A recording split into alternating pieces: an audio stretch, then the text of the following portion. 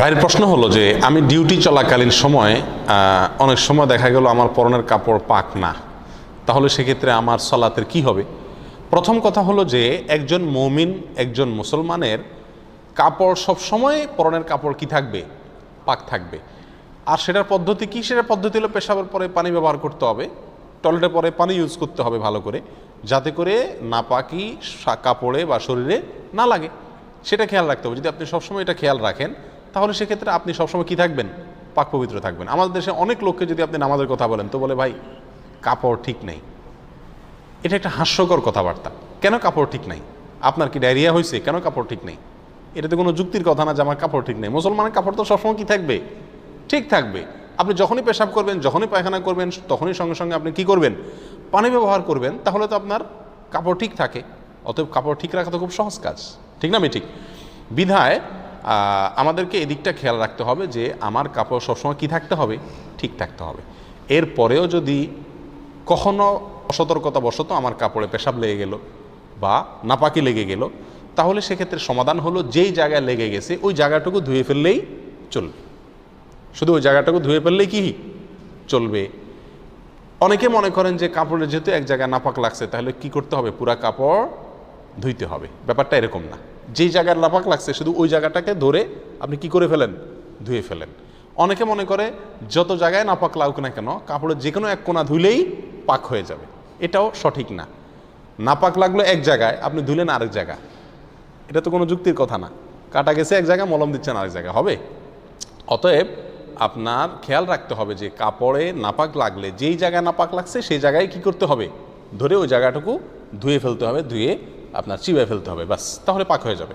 যদি ওই জায়গাটা আপনি নির্দিষ্ট করতে না পারেন, হারিয়ে যায়, এমন জায়গায় পেশাব লাগছে, লেগে শুকিয়ে গেছে, আপনি ঠিক জায়গাটা ধরতে পারছেন না, এরকম যদি হয় তাহলে সেক্ষেত্রে আপনার ওই কাপড় পুরাটাই কি করতে হবে? ধুইতে হবে। কথা বুঝে আসছে? আর যদি ছিটা লাগে, কীরকম ছিটা? শুয়ের মাথায় যে পরিমাণ পানি থাকে সে পরিমাণ ছিটা যদি আপনার পেশাব করলে অনেক সময় আসে, হাড় বা শক্ত জায়গায় যদি পেশাব পড়ে এসে যায়, তাহলে সতর্কতা সত্ত্বেও যদি এরকম এসে যায় তাহলে ওইটা মাফ। ওইটার জন্য কি হবে না? অসুবিধা ইনশাআল্লাহ হবে না। কিন্তু চেষ্টা রাখতে হবে পেশাব থেকে পরিচ্ছন্ন থাকার ব্যাপারে। কবর আযাবের অন্যতম একটা কারণ হলো পেশাব থেকে ভালো করে পরিষ্কার পরিচ্ছন্ন না হওয়া। কথা কি বুঝাতে পারছি? এইগুলো একটা অবস্থা। এখন যদি এমন হয় যে পুরা কাপড়ে নাপাক লাগছে অথবা কোন জায়গা লাগছে সেটা আমি ধরতে পারি নাই, এখন তো আমার কাপড় চেঞ্জ করতে হবে বা ধুইতে হবে, তো আমি এমন জায়গায় আছি যে জায়গা আমার বিকল্প কাপড় না, আমি করবো কি? ইচ্ছা থাকলে শত উপায় আছে। কিভাবে আছে? আপনি টয়লেটে গিয়ে গোটা কাপড় খুলে উলঙ্গ হয়ে পুরোটা ধুয়ে ফেলতে পারেন, পারেন না? না পারেন? সেখানে গুনাহ হবে? গুনাহ হবে না, কারণ আপনি একা আছেন। কথা বুঝে আসছে? এবং আপনি অপারগ, সেজন্য আপনি এটা করতে পারেন। এটা হলো একটা সমাধান, কিন্তু এই সমাধানে যাওয়ার প্রয়োজন হয় না। আমাদের সবার কাছেই এক্সট্রা কাপড় মোটামুটি প্রায় থাকে। গেঞ্জির উপরে শার্ট আছে না নাই? পাঞ্জাবি বেশিরভাগ সময় থাকে, গামছা থাকে, তোপ থাকে, আরও অনেক কাপড় চোপড় টুকটাক আমাদের কাছে থাকে। নাভি থেকে হাঁটু পর্যন্ত আপনি ঢাকলেন, কাঁধের উপরে কোনো একটা কাপড় থাকলো, তাহলে তো আপনি নামাজ পড়তে পারেন। এটুকু কাপড় নাই, এরকম মানুষ কে আছেন বলেন? আপনি যেখানে যে অবস্থা থাকেন এটুকু কাপড় থাকে কি থাকে না? তাহলে সালাত পড়ার জন্য কাপড় খারাপ, নাপাক লেগে গেছে, এরকম কোনো যুক্তি খাটে না। এখন আপনি হয়তো বলবেন যে আমি মসজিদে কিভাবে খালি গায়ে এসে নামাজ পড়বো? এটা কি সম্ভব? অসম্ভবের কিচ্ছু নাই। তো মানুষ হাসবে, হাসুক, আপনার তো ফরজ আদায় করতে হবে নাকি? আমার কাছে কি ফরজ আদায় করা বড় নাকি মানুষের হাসাহাসি থেকে বাঁচাটা বড়? এটা তো আমার ইমানের প্রশ্ন, এটা তো আমার ইমানের প্রশ্ন। অতএব নামাজ টাইম মতো পড়তেই হবে। আল্লাহ সুবহানাহু ওয়া তাআলা বলেছেন ইন্নাস সালাতা কানাত আলাল মুমিনিনা কিতাবাম মাওকুতা, নিশ্চয় নামাজ মুমিনদের জন্য নির্দিষ্ট সময়ের ভিতরে ফরজ করা হয়েছে। অতএব আমাকে নির্দিষ্ট সময়ে কি করতে হবে? নামাজ পড়তে হবে। আমাকে তার আগে অথবা পরে পড়া চলবে না।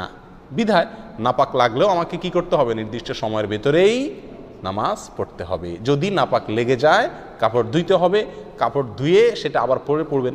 আর যদি সেটা আপনার জন্য সম্ভব না হয়, এই ভিজা কাপড় নিয়ে ডিউটি করলে ঠান্ডা লেগে যাবে, শীত লেগে যাবে, দরকার নাই দোয়ার, শার্টটা খুলে পরে ফেলেন। বুঝে আসছে কথা? গামছা একটা থাকলে পরে ফেলেন, অথবা কাউকে বলেন ভাই আপনার রুমালটা বা গামছাটা দিবেন, আমার ভাই কাপড়টা নষ্ট হয়ে গেছে তো চেঞ্জ করে শুধু নামাজটা পড়ে আবার দিয়ে দিব। আমার তো মনে হয় বহু লোকই দিবে। মানা করবে এরকম কয়জন লোক পাওয়া যাবে? ঠিক না বেঠিক? সব কিছু বাদ দেন, মসজিদের মুয়াজ্জিন সাহেব, খাদেম সাহেবকে যদি আপনি অনুরোধ করেন আপনাকে শুধু নামাজের জন্য হেল্প করতে, করবে না? অবশ্যই করবে। তাহলে বোঝা গেল যদি ইচ্ছা থাকে শত উপায় বের হয়ে যাবে ইনশাআল্লাহ। এক্ষেত্রে আরেকটা প্রশ্ন হলো যে অনেকেরই ডিউটির সময় যে পোশাক তিনি পরেন সে পোশাকে ময়লা টয়লা লেগে যায়, ধুলাবালু লেগে যায়, ঘাম লেগে যায়, তো সে অবস্থাতে আমরা অনেকে নামাজ পড়তে চাই না। প্রিয় ভাইয়েরা, আমরা আসলে নামাজের গুরুত্বই বুঝিনি।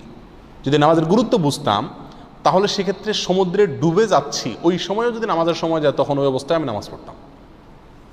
আমাদের গায়ে যদি ডিউটির পোশাক থাকে আর সেই পোশাক ময়লা হয়ে যায়, সম্ভব হলে পোশাক চেঞ্জের মতো সময় যদি ডিউটির ভিতরে পাওয়া যায় তাহলে আমি বিকল্প পোশাক এটা রাখবো যেখানে আমি ডিউটি করি সেখানে। আর যদি সেটা কঠিন হয়ে যায় দরকার নাই, আপনি ডিউটি পোশাকে কি করবেন? নামাজ আদায় করবেন। যদি সেটাতে ময়লা লেগে যায় বা ঘাম লেগে যায় যেটার ফলে মুসল্লিদের কষ্ট হয় তাহলে নামাজের আগ দিয়ে একটু ঝেড়ে ফেলেন ভালো করে, যাতে মসজিদ নোংরা না হয়। আর আতর রাখেন, একটু লাগায় নেন যাতে মসজিদে মুসল্লিদের আপনার ঘামের কারণে কষ্ট না হয়। এক কথায় কাপড় ঠিক না, এই অজুহাতে নামাজ না পড়ার কোনো সুযোগ ইসলামে নাই।